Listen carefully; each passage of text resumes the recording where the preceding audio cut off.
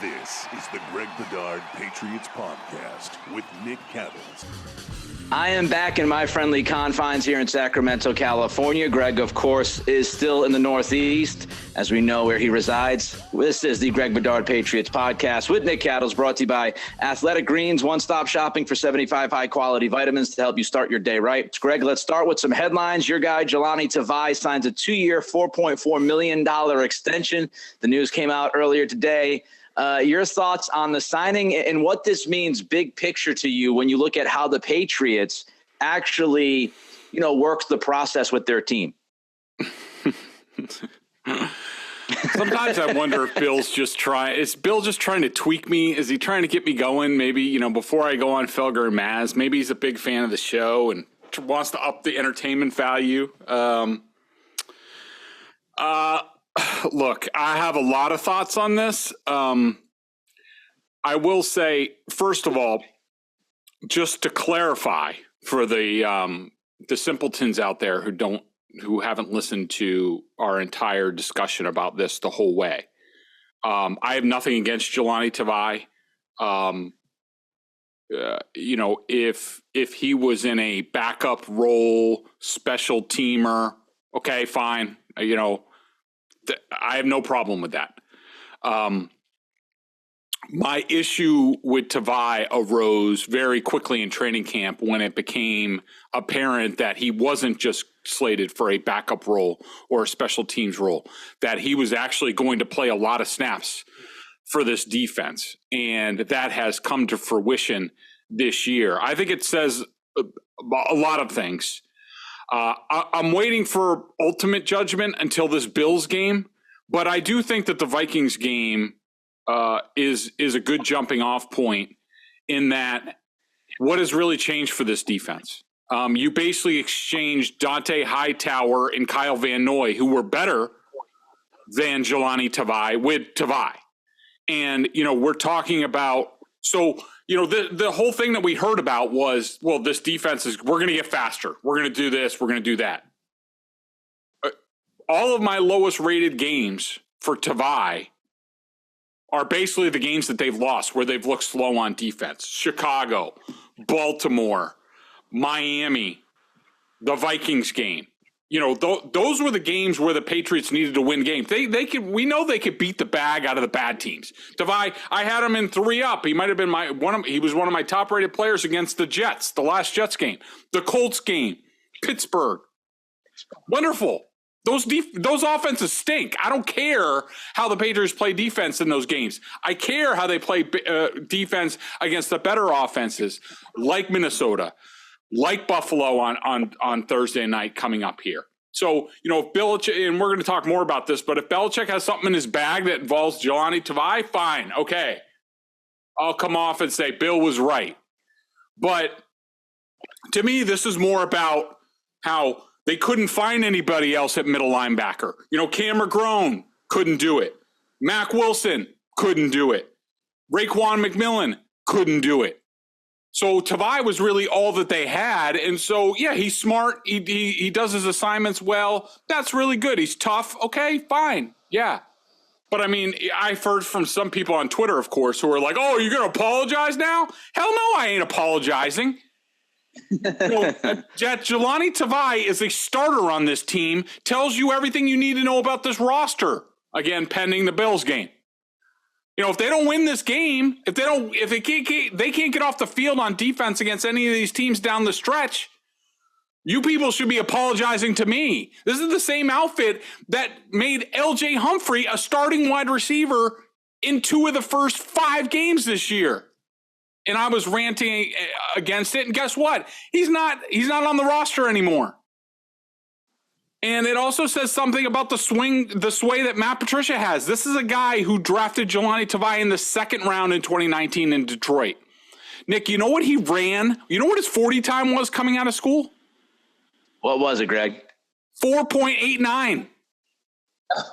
I think that's like Bailey Zappi territory. So to me, this is, Belichick giving Matt Patricia, his guy, hey, you want one of your binkies? I get to keep like 4 or 5 binkies every year. I'll give you one. This is one of them. Look, if they gave him an extension for around the league minimum, that's fine. I don't have a problem with that. I don't really have a huge problem with this contract because he does give he covers the Patriots on 4 downs in the worst case scenario because he does do a good job on special teams.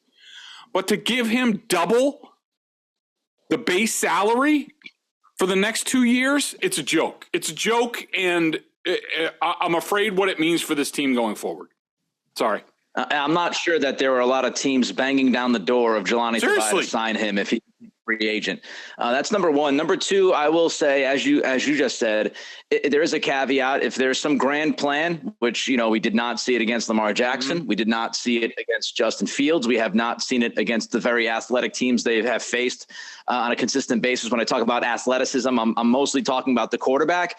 So if they shock us, if this is something where Belichick had in his back pocket a plan, okay. The other thing I would say is, if they make an offseason move that will improve the depth at linebacker and Tavai does eventually slide in as the backup, linebacker, then I could justify it and say, okay, they've got a decent, veteran backup guy who minds the P's and Q's, who won't lose his ass. But if the plan is we're signing Tavai to an extension because he's affordable and he's trustworthy, he's not explosive, he's not an impact player, but he's a guy who will do all the right things for us, then it is going down the same road. And we see where the road leads, which is not being able to defend these mobile athletic quarterbacks on a consistent basis. So we'll see how it all comes together. Health-wise, Andrews, Myers, they expect to be back. Harris and Wynn do not look good for this game against the Bills, Greg. Yeah, I mean, getting Andrews back would be huge, of course. I think they Ferentz has done a good job. I will give him that. Another guy who, borderline NFL player who has brought value. I will say he's been vastly improved over the past year. I think he's done a decent job, but I think there's a correlation between, the Cole Strange that we saw with David Andrews next to him and the Cole Strange that we saw with James Ferentz. And because I do think that Strange struggled again in this game. Wasn't as bad as some of the other games, but he still struggled against a group where I really thought he was going to get right in this game. I thought the line was going to get right, and for most part they did, but they need Andrews back. There's no question about that. And, Myers says he's going to play. He's been limited with the shoulder. He's one good pop away, as we saw later in that Vikings game, of basically going out. Tough as hell. Love Jacoby. We'll see how much he can do. And, Harris, I think they signed J.J. Taylor back to the practice squad. I mean, they're running out of running backs. I mean, they can't let Stevenson do everything unless you want him to blow something out. And Wynn, I guess, was back at practice today, but I wouldn't expect much from him this week. Yeah, and their rookie backs have been pretty much non-factors unless you count Pierre Strong making a dumb mistake on Thanksgiving, which we'll get to in a minute. But, the running back depth is a question, and this is something where we know that Damian Harris's contract is coming up. What's the long-term plan? They obviously are not going to use Stevenson for, 1,000 snaps.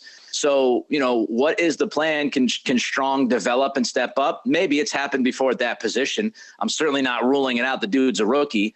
I don't know what you can expect from the other guys on this roster, and counting the practice squad at that position. So Harris, I thought, showed some good burst the last couple of games before his injury. So it is going to impact this team. All right, let's talk about Thanksgiving.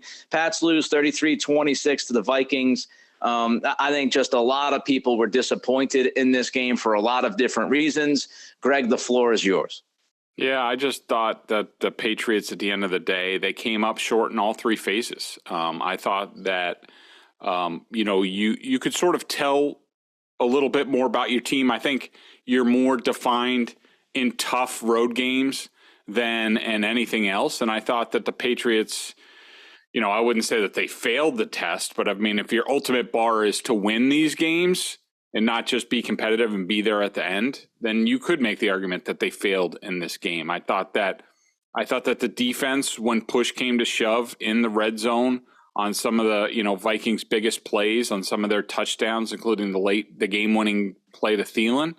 I thought there were a lot of mistakes made on defense. Guys, two guys covering the same guy on two of their touchdowns Judon and Tavai both covered the running back on the first Jefferson touchdown, on the opening drive of the game. Nobody really had Adam Thielen on the last one, where obviously there was a coverage breakdown. I thought offensively, yes, they did a lot of really good things, but when push came to shove after the Devontae Parker pass from Mac Jones, which was a dime, which was an awesome play, but from that point forward, the offense was pathetic. It borderline dysfunctional. And that just can't happen. I mean, normally you say, all right, against a good team, if you don't score a touchdown in the fourth quarter, you're not going to win. The Patriots didn't even sniff. They barely made any first downs outside of an opening slant to, I think it was Kendrick Bourne, and then the screen pass to Ramondre Stevenson. That's basically all they did on offense for more than a whole quarter and on the road, and that's just not going to get it done. And then, special teams, the kickoff return, it can't happen no matter what happens with holding, not holding. It can't happen there. Not after your offense just grabs you the lead. You can't just give it right back. And also, I didn't think the punter did a good job outside. He had one good punt. His other two punts were terrible.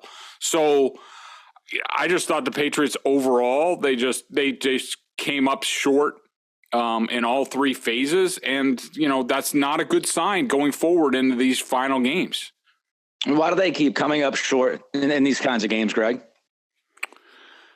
Nick, I wish I had the question. To me, I wish I had the answer. I mean, to me, I think, I just don't think without, an elite quarterback, and I'm not saying that you absolutely have to have that, but if you don't have that, and I think Mac Jones is good enough, we'll see going forward. But if you don't have Tom Brady or Patrick Mahomes or Josh Allen or, one of the select few guys, you need talent. And I think because they don't have – if Brady's the quarterback, they win this game.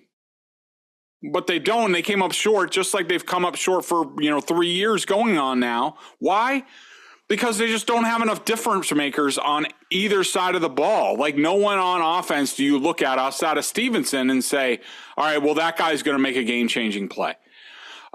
Nobody on defense outside of Judon. If somebody takes care of Judon, which is what we saw at the end of last year, can this defense get off the field? The answer, again, was no. So to me, without a Tom Brady, a quarterback, I think they lack enough top-end talent to compete with some of these teams, or at least to beat these teams.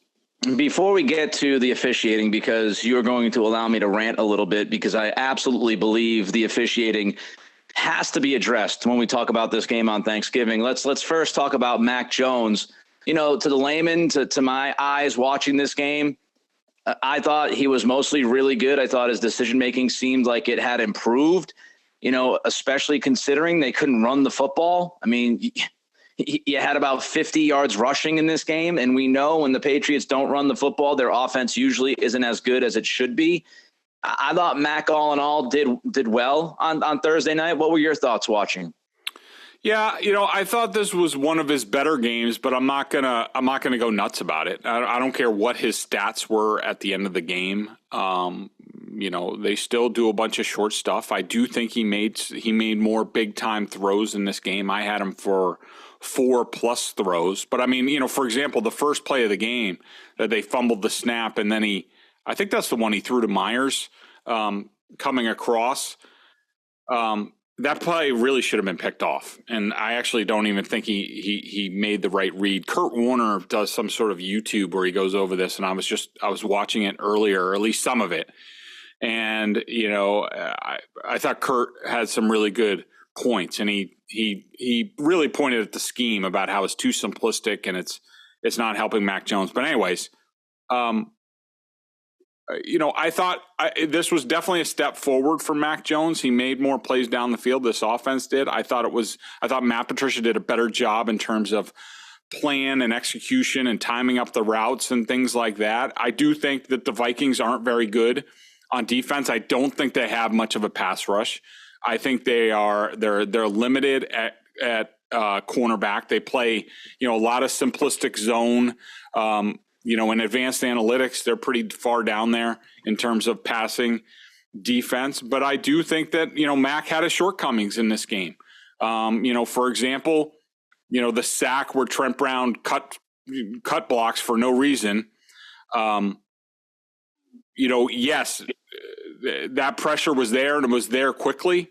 There's still a play for Mac Jones to be made there to Devontae Parker, and he takes the sack, and now it's 4th and 16, and now they're dealing with a prayer. So, there were some of those decisions in this game, some of those decisions as far as throwing, not seeing open guys.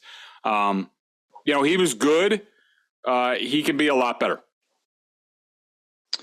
All right, so before we get to Athletic Greens, let me just say this about the officiating. I know why people such as Greg and others in the media, they don't like to spotlight officiating unless it's at the very end of a game and it's a crucial miss. You go back to years ago, I think it was Rams and Saints and the pass interference that everybody saw, and it was outrageous that it wasn't called.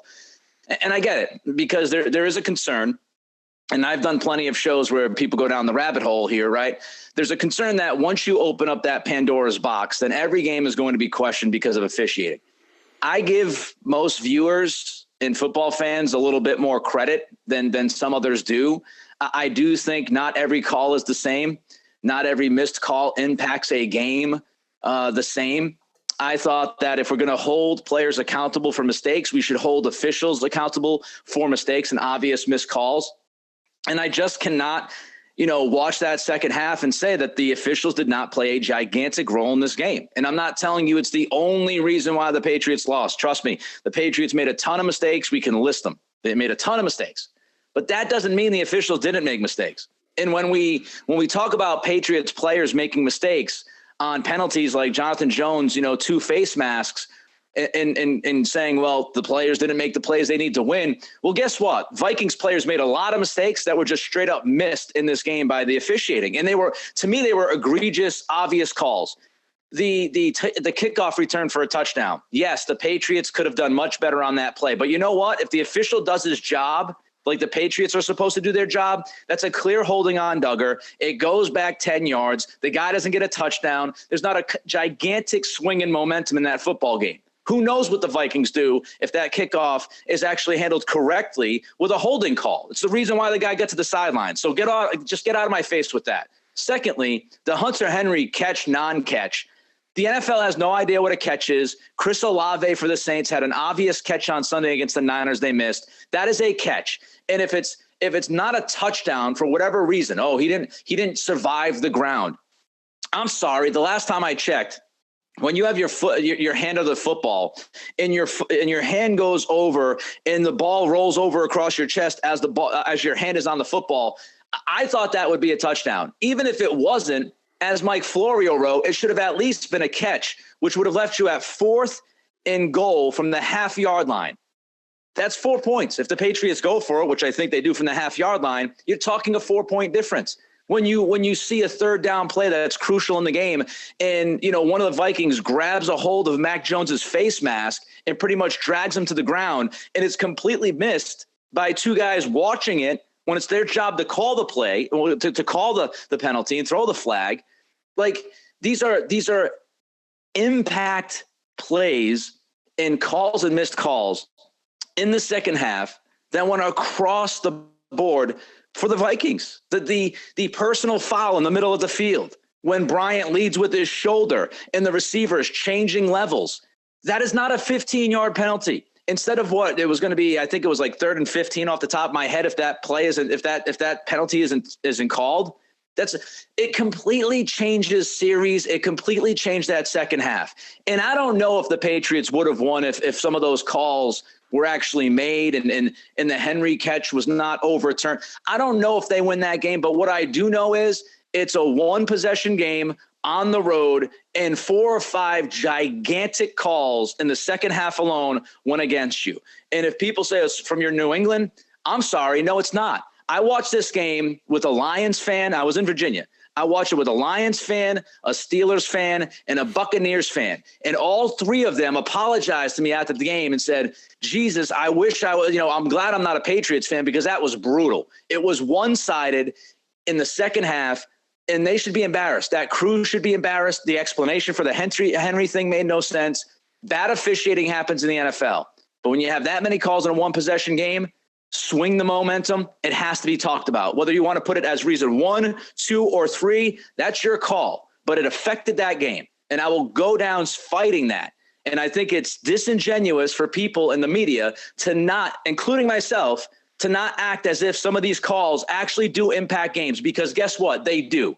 There's this weird thing in the media, man. Like, we can't admit when officials screw up and it affected a game because it's all about what the guys do on the field. No, like, coaches affect the game, players affect the game, refs affect the game, weather affects the game. Those are the 4 things to me that affect the game.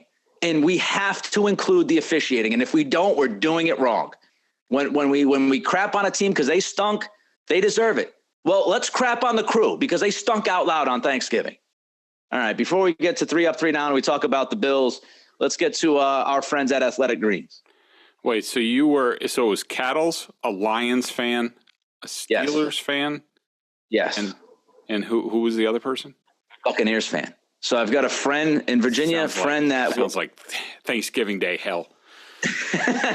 a friend that was in the service that is originally from Florida. Well, actually was born in New England, but grew up in Florida. Is a Florida fan of a lot of teams. And then I got another buddy who was in the service, like in the Air Force, and he's from Michigan. So he's a Detroit fan and an Ohio State, a Michigan fan, which made him very happy on Saturday. And then my other friend, she's from Canada, but she's a Steelers fan for whatever reason. So they all 3 different fit. And I asked that in the middle of the 4th quarter, I said, look, am I crazy? Like, I don't want to come across as that guy who's just like, this is ridiculous. This is why and they were like, no, this is, you're not wrong about any of these things that have happened. And I'm like, okay, good. So I felt justified when I had 3 fans that were not Patriots fans saying, this is awful officiating and it has absolutely impacted the game. So there you go. I started taking AG1 because I wanted to make sure I was getting all the vitamins and nutritional supplements I needed in one place and to endure Cattle's referee takes. Now I've been on it for 4 months and I love it. Doesn't taste like it's super healthy. It has kind of a mild tropical taste, a little minty, and I actually look forward to it each morning. So what is this stuff? With 1 delicious scoop of AG1, you're absorbing 75 high-quality vitamins, minerals, whole food source ingredients, probiotics, and adaptogens to help you start your day right. This special blend of ingredients supports your gut health, your nervous system, your immune system, your energy, recovery, focus, and aging, all the things you're looking for. I take it first thing in the morning. It's now part of my routine, and I'd be lost without it. I love how it contains less than 1 gram of sugar, no GMOs, no nasty chemicals or artificial anything, while still tasting good. Right now, it's time to reclaim your health and arm your immune system with convenient daily nutrition.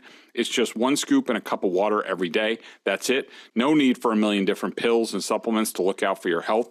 To make it easy, Athletic Greens is going to give you a free 1-year supply of immune-supporting vitamin D and 5 free travel packs with your first purchase. All you have to do is visit athleticgreens.com/Bedard. Again, that's athleticgreens.com/Bedard to take ownership over your health and pick up the ultimate daily nutritional insurance. Make a great gift for someone you love. All right, the world's fastest 3 Up, 3 Down from the Vikings game, Greg. Oh, yeah, crap. I forgot to call that up. But I do know that I had Devontae Parker on there. I also had, I think, Stevenson and I'm just calling it up now. Hang on. I have it in 30 seconds. Okay. Matthew Judon, Devontae Parker, Lawrence Guy. And 3 up? My down, Jonnu Smith, who helped tackle Ramondre Stevenson when he was about to bust like a 30-yard play. Oh God, Yadi, I'm looking forward to his contract extension in the next day. Yadni Kajust allowed the most pressure on the team, and Devin McCourty. I thought that for the first time, I thought a team sort of targeted him, and while I still think as a whole for the league, his speed is fine at safety. It's not where it once was for this team, which used to really rely on it.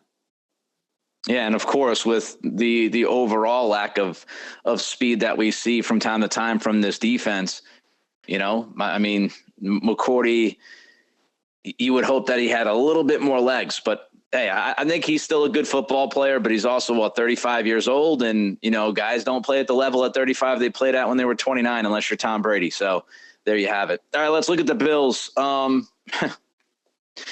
It feels like it's been 5 years since the Patriots were able to force the Bills to punt.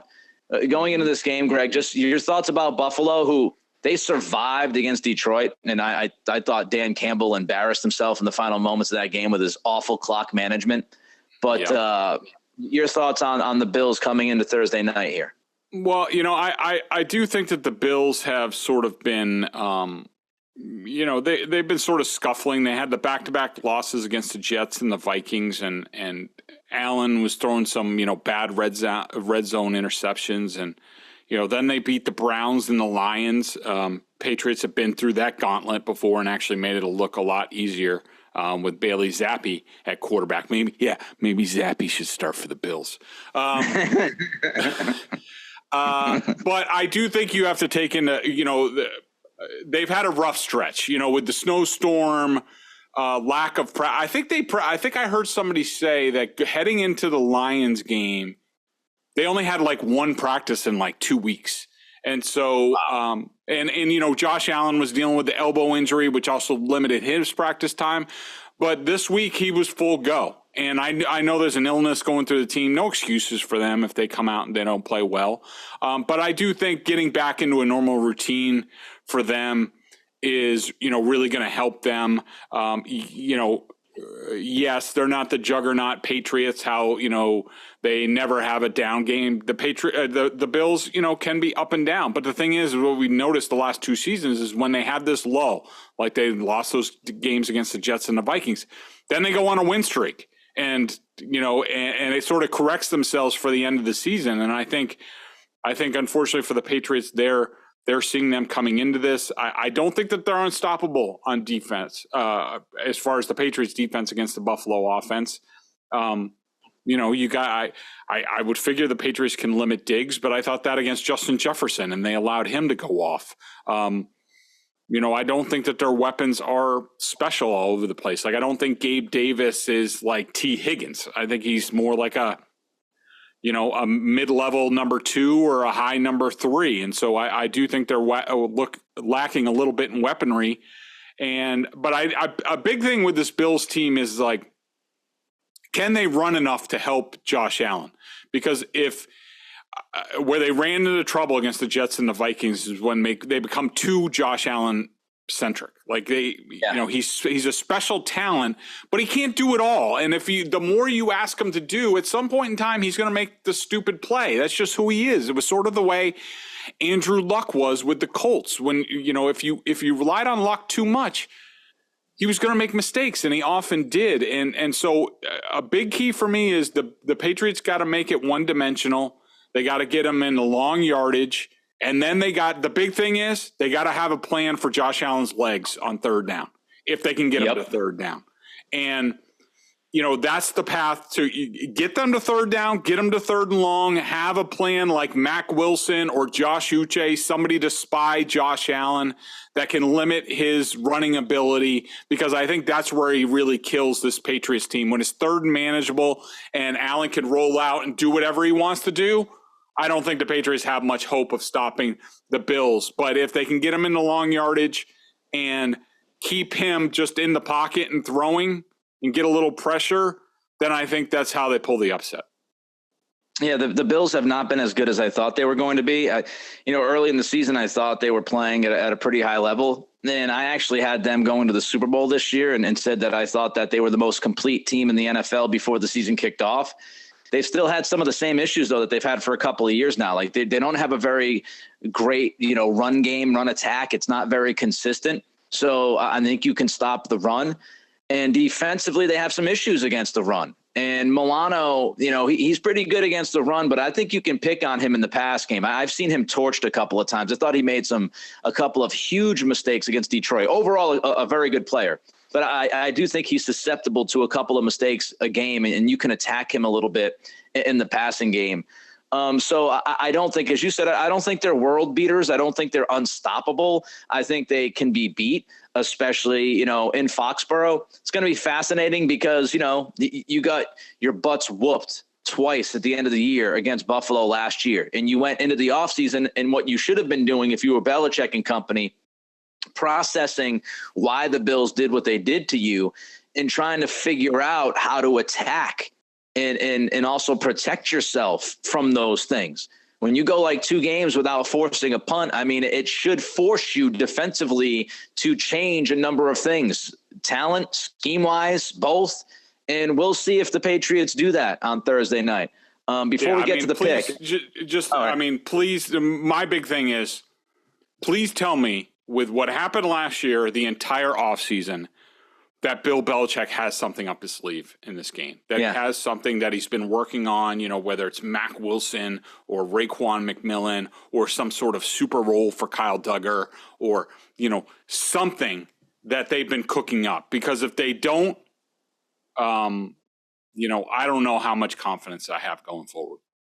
Yeah, I mean, look, if there are no tangible changes to how they approach the Bills offense and Josh Allen, then there should be heavy criticism on Bill Belichick, because again, he's the guy that runs the roost. He's the guy that, we all respect as a football coach and have called him the greatest coach of all time. And we've talked about him being a defensive genius. Defensive geniuses don't go 3 games without, giving up a punt to an offense. At some point, you have to come up with something that slows them down. If they do it on Thursday night, then I'll be the first to credit Belichick. If they don't do it on Thursday night, I'll be one of the first to criticize Belichick. All right, so the Bills minus 4.5. The over-under is 43.5.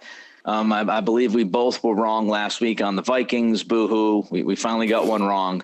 What do you think about this one? You like the Bills minus the 4.5, or do you think the Patriots can keep it tighter or win? I do think, I think this will mirror, which game was, so the win game was in Buffalo. So the second regular season game was here at Gillette. And that was actually like a 1-score game in the fourth quarter. I think that was J.C. Jackson had the chance for the interception deep in Bills territory that would have changed the game, but he dropped it. And so, being at Gillette Thursday night, I do like the Patriots to keep it close. But at the end of the day, until I see different on the field, what we just saw with their defense against the Vikings just looked like a carbon copy of what happened last year. So, unless Belichick has some sort of master plan up his sleeve, then, I'm taking the Bills probably by about 7 in this game. Can the Patriots do it? Yes. Will they do it? I just don't feel good about it. And, this is not an unstoppable Bills team. They're beatable, but the Patriots would have to severely limit mistakes. They would have to run the football without Damian Harris against this Bills defense. They would have to cook up a plan that limits Josh Allen. And as Greg talked about earlier, I talked about earlier, we've seen it this season. Lamar Jackson, Justin Fields, these athletic quarterbacks, the Patriots, they have not been able to solve the equation. And until I see them do it, until I see them slow down a mobile quarterback and not give up back-breaking third down conversions or long chunk plays because the guy just takes off and runs for 30 yards, or long chunk plays because he extends it for 5 minutes and you can't cover that long. Until I see it, I'm not going to believe it. So I'm going to roll with the Bills here. I think it could be, 6-7 points. You could have a late score for a 10-point game. Again, I do think the Patriots have a chance. This is not one of those things where it's like, easily blowout city. But they got to do so much better than they've done against a team like this. And until I see it, I'm not going to pick them, even with 4.5. The over under 43.5. What do you think, Greg? You going over or under on that one? I'm going over. I think it'll be in the 20s, but I think, Buffalo probably gets to 27-30 and the Patriots stay around 23-24, somewhere in that area. I agree. I can see, 27-20 ish, some kind of score like that. All right. No BSJ member question because Greg's going to run to Felger and Maz, and I've got a pretty busy day out here, but there is a Cyber Monday deal going on at BostonSportsJournal.com that Greg wanted to tell you about. Yeah, go over to BostonSportsJournal.com or go to my Twitter account because I tweeted it out yesterday and I will today. But if you act now by midnight on Wednesday, you get 40% off a BSJ annual membership. It's the best discount we offer all year. We're not one of these outfits that give, subscriptions for $1, because we're actually running a real business where we need to pay people and we're not just trying to get subscribers. And so we would love your support. You can even go over there and buy a couple gift subscriptions and things like that and give them out. So if you like our work here with the podcast, you got to go subscribe over at BSJ because you get all my coaches' film and things like that and analysis. And it really gives you the complete Bedard experience. And Nick, who doesn't want the complete Bedard experience? Drink it Not in. even my wife does. He's Greg. I'm Nick. It's the Greg Bedard Patriots Podcast with Nick Cattles, brought to you by Athletic Greens. We'll see what the guys do on Thursday night. We'll be back to react to it. Be well, be good, and be healthy.